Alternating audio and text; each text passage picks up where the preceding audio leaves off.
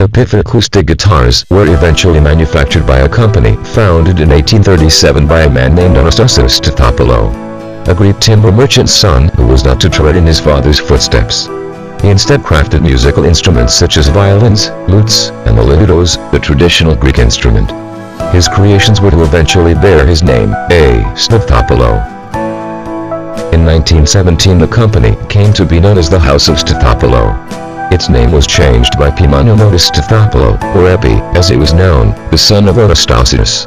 By the time he had been in charge of the company for 2 years due to his father's death, he was just 22. After the end of World War I, when Epi realized that the mainstay of his company, the mandolin, did not have the popularity it once had, he made the decision that the company was to manufacture banjos for the first time. This adaptation of his product line was prompted by the growing popularity of the banjo and the need to change with the times.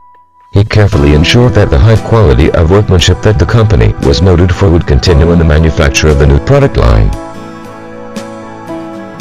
The name Epiphone became officially registered in 1924.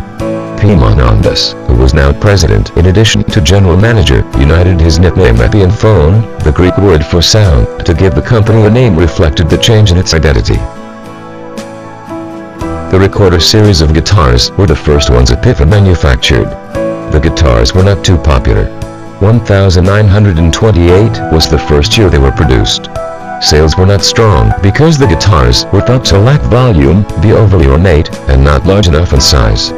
Another essential factor for sales of the series that was critically lacking was celebrity endorsement. 3 years later, in 1931, the new Epiphone guitars, in contrast, became very popular. The earlier flaws were not a factor as the guitars did not lack celebrity endorsements, were made larger, and had volume desired. The switch from banjos to the manufacturing of guitars happened at just the right moment in time as the banjo's popularity started to decline. Thus Epiphone was able to escape the fate of the majority of the other banjo manufacturers. This was thanks to Epiphone Statopoulos and the keen business sense he possessed. In fact, it was one of just a few banjo manufacturing firms to make the transition successful to guitars. Epiphone acoustic guitars, made from 1937 to 1956, were among the most desirable of instruments to today's collectors. They are considered to be among the highest quality vintage octave guitars a factory manufacturer ever made.